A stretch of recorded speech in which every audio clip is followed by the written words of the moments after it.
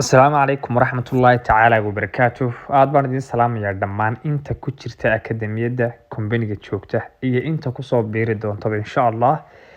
Marka koowaad waxaan idin leeyahay hambalyo mar labaad iyo mar saddexaadba intii hore u joogtay iyo inta hadda cusub iyo inta iman doontaba insha Allah. Hambalyadan kolley waxay ku jirtaa sanadka cusub iyo hambalyadiisii. Ka akademiga ahaan inta shirkadda hore ugu jirtay waxaa jira system qof kastaaba uu hore u yaqaanay habku akademiyadda u shaqeyso ka isaga dib loogu noqon maayo. Inta dambe ee ku cusub ee kombaniga kusoo biiri rabtana video labaad baa jira ee qofka videogan kuu soo dira soo dir ku dheh videoga labaad ee kombaniga sharaxaya systemkiisa weyn. Okay, kanna intii aad ka fahantaad ka qaadan. Qof walbo haddaba akademiyadda jooga oo ka mid ah dadka $150 ku soo galay ka mid ah dadka wali akademiyadda jooga ama maalin ha ku jiro ama bil ha ku jiro marka koobaad hambalyo. Sida caadiga ah shuruudaha kombanigu wuxuu ahaa qof kasta oo kusoo biiraya inuu $150 ku soo galo laba garabna inuu keensado, tusaale ahaan midig iyo bidix. Labadaa qof uu soo qorayo iyaguna sidoo kale inay min $150 ku soo galaan. Shuruudihii kombanigu wuxuu ahaa system ahaan ee 2021 ilaa 2022 oo hadda bilan doonta insha Allah haddii Ilaahay nafteena ugu gaarsiiyo. Waxay ahayd qofku marka uu 8 qof gaaro inuu $200 qaadanayay. Haddaba qofku marka uu labadiisa qof ee u horeeya soo qoro wuxuu leeyahay $50. Sugi maayo ilaa inta ay 8 qof gaarayaan dadku. Aan ku celiyo $150 markaad isku soo register garaysay ama aad isku soo register garayso labadaada garab ee u horeeya marka aad keento $50 baad leedahay. Meeshii qofku uu sugi lahaa 8 qof inuu 200 ku qaato wuxuu heli doonaa $50 markiiba. $50 laba qof oo walba. Tusaale ahaan labadii qof ee aad keentay baa mid kastaaba hal qof sii keenay. Iyaga ayaa min hal qof keenay. Adiga waxaa kuu soo dhacaya mar labaad $50 oo cusub. $50 oo cusub maadaama labadaadii garab laba qof oo cusub ku soo biireen. Labadaa u horeeyaad keentay 50 baa kuu soo dhacay. Qofkii bidixda joogay baa hal qof soo qoray. Qofkii midigta joogayna hal qof buu soo qoray. Adiga sare waxaa kuu soo dhacaysa $50 oo cusub. Okay. Waxa laga yaabaa qofkii bidixda joogay qofkiisii labaad inuu soo dhamaystirtay. Isagu wuxuu qaadanayaa sidaadii oo kale $50 waayo laba garab baa u buuxsamay. Qofkii midigta joogayna qof labaad baa u soo galay isaguna $50 buu qaatay. Adiga se waxaa kuu soo dhacaya 50 labaad oo cusub oo micnaheedu yahay labadii hore markay imanayeen ee dadkani keensadeen ee garabka u ahaa 50 baad ku lahayd dollar baa kuu soo dhacday. Markay soo dhamaystirteenna 50 kale micnaheedu yahay $100. Sidaa micnaheedu waxa weeyaan laba qof oo walba bidix ama midig ha u noqdaan qofka kale laakiin adiga midig iyo bidix ku ah waxaad ku leedahay lacag gaadhaysa $50. Laba qof oo walba waxaad ku leedahay $50 ayaad ku leedahay. Okay. Lacagta $50 ee laba qof oo walba aad ku leedahay waxay leedahay limit ama meel ku xadidan oo qofku ku istaagayo. Lacagtaas maalinka aad faa'iido bismillah waxaan ku waxaan maanta waxaa aljahra kaarta maariya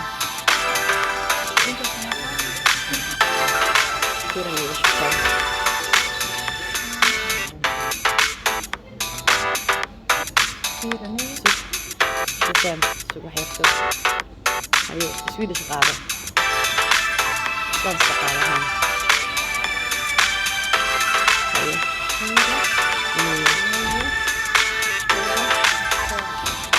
ما وقفتيها بسم الله على بكرة في الأفصال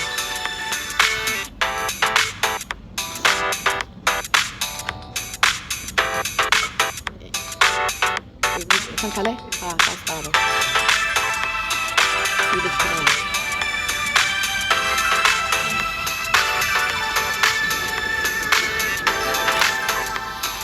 الله تعالى وبركاته. وهذا مرة السلام يا برشوين تقالقة يتشعل إنك كقيب قاعدتان كنا فايدستان كومبانيجان iyo information kiisa. Halka waxaan idinku soo gudbin doonaa sharxaadaha kombanigan oo kooban insha Allah. Waxaa jira meeting gaar ah oo la qabto miitinadaas oo qof kasta su'aalihiisa looga jawaabi doono. Waxaan rajeynayaa miitinadan inaad kasoo qayb qaadan doontaan insha Allah.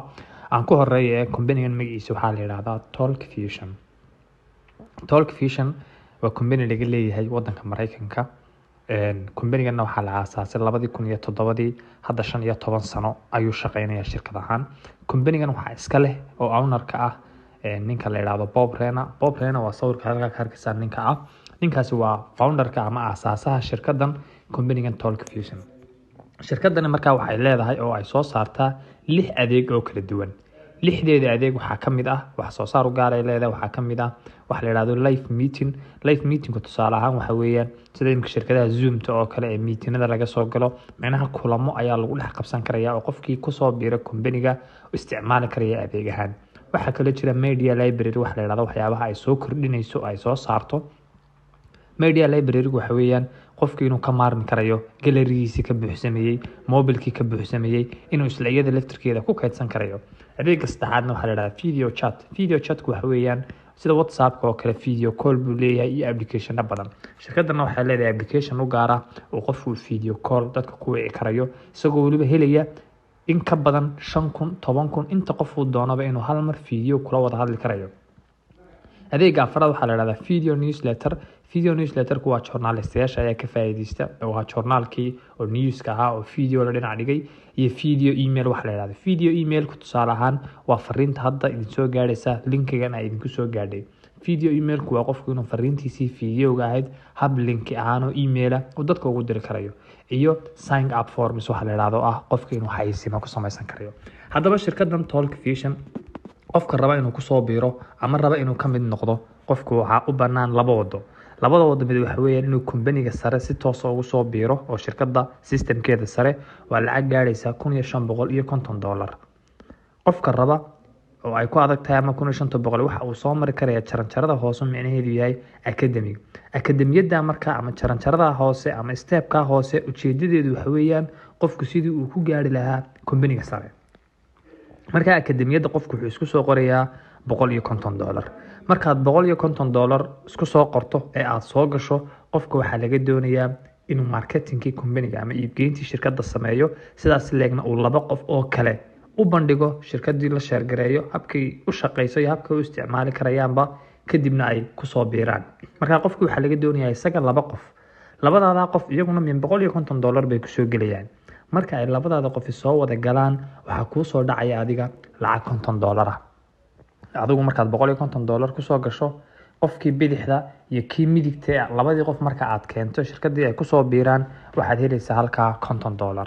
Okay, waxa laga yaabaa labadaadii qofkii kaleba qof buu sii keenay tusaale ahaan adigu maad keenin laakiin iyaga ay sii keenay. Markasta oo laba qof oo cusub ay kugu soo biiraan mid bidixda ah iyo mid midigta ah waxa ku soo dhacaysa $50 oo cusub. Mar walba oo hal qof oo cusub ku soo biiro labadaadii garabe adigu aad keensatay markay dad cusub ku soo kordhaan oo iyagu ay sii keenaan ama adigu baad u keentide waxa ku soo kordhaysa lacag $50. Okay, lacagaha $50 ee academy-yadu waxay leeyihiin limitka academy-yada uu qofku ka faa'iidayo waxa weeyaan ilaa iyo lacag gaaraysa $1,250. Marka uu qofku faa'iido ahaan gaaro $1,250 dhaqaale ahaan marka $1,250 waxay ka dhigan tahay maalinka qofku uu 25 qof oo bidaxa iyo 25 qof oo midiga uu marayo waxa uu faa'iido $1,250 waayo waxa weeyaan 25 lagu dhuftay 50. halka markuu marayo qofkaasi waxa uu haystaa laba option-ka koobaad waxa weeyaan inuu academy-yada sii joogo oo halkii ka sii wato dhaqaalihii u soo dhacayay laakiin waxa isu bedeli doontaa lacagtiisii $50 ahayd ee laba qof oo walba oo 50 ku lahaa waxa isu bedeli doontaa $25 laba qof oo walba waxaana u socon doontaa forever life laakiin waa option ama isagu choice uu haysto. Choice-ka labaad sida la ka muuqata shuruudaha $1,250 kadib qofku wuxuu awoodaa inuu shirkadda ID-geeda u sii gudbo macnaha company-gii sare ee $1,550 ahaa inuu iska register gareeyo oo systemka sare ee shirkadda uu soo gaaro kadibna wuxuu helayaa maxay live meeting-nadii iyo systemka shirkadda oo aan gadaal ku sharaxi doono ama inuu ku sii jiro academy-yada oo uu laba qof walba oo cusub uu ku qaato share ah ku yeesho $25 laba qof oo walba oo tiimkiisii isagu uu keenay ee 25 qof ahaa ku soo biiraba inuu $25 ku yeelanayo. Okay, qofka ID number-ka haysta ee company-ga markaad ID number-ka haysato qof walba halkaan kasii gudbo waxa weeyaan ID number-ka dadka haysta waa information gaar ah oo iyagu u socday dadka ID-ga company-ga sare haysta inay ku leeyihiin laba qof oo walba $25 oo waxa weeyaan markaad ID number-ka qaadato tiimkaagii hoose akademiyada laba qof oo walba waxaad ku leedahay haddana $25. Okay, diiwaangelintan u gudbi doonaa shuruudaha diiwaangelinta ee akademiyada ta kale $1550 qofku xilligu doono ayuu register gareyn karayaa. tan laakiin akademiyada qofku waxa la diiwaan gelinayaa oo kaliya 1 bisha ilaa iyo 25 bisha inta u dhaxaysa. intaas ayaa la register gareynayaa. lacagaha akademiyada ee la bixiyo ee $50 ee qofku uu helayo waxa la bixiyaa bil walba dhamaadkeeda, tusaale ahaan 26 bisha ilaa iyo 30 bisha ama 30 bisha. inta bisha aanay dhamaanin waxa qof walba la siiyaa lacagihii bisha uu shaqaystay. tusaale ahaan qof baa 10 qof ay ku soo biireen bisha gudaheedii wuxuu leeyahay 10 lagu dhufta $50 oo ah $500 tusaale ahaan. jaanisada ay akademiyadu leedahay oo qofku marka uu ku soo biiro uu heli karaya waxa kamid ah number 1 waxa jira macallin quraan. macallinka quraanka qof walba uu u furan yahay. qof walba oo raba inuu quraanka kariimka barto wuxuu ku baran doonaa hab online ah oo macallin hab free insha Allah ugu adeegi doona bulshada ka tirsan akademiyada. just keliyana waxa halkaas iska register gareyn doona dadka akademiyada ka tirsan ee company-ga ku soo biiray ee $150 ku soo galay.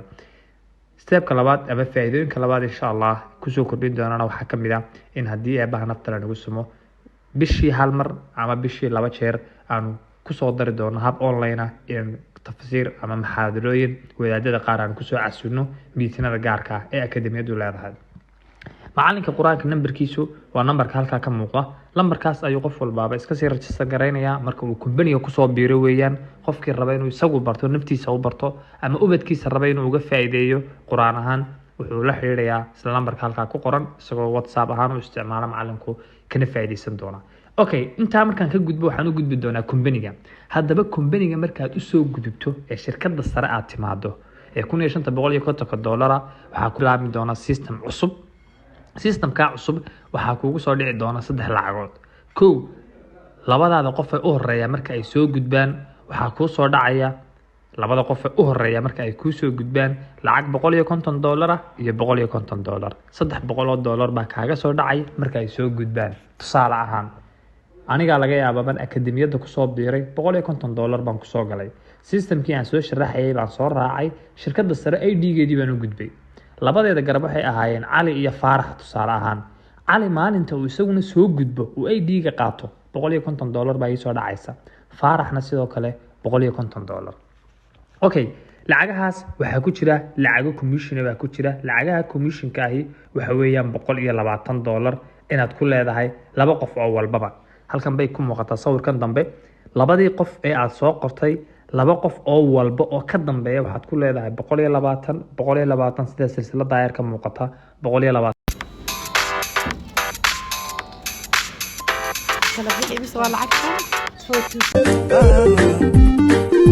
ورا وصعب وهايجي قفكاهك ودمبيا يكسيوا كيكو دافوي وفي إيجو أولانو أنيو كوها ليلي مايو الكامبوس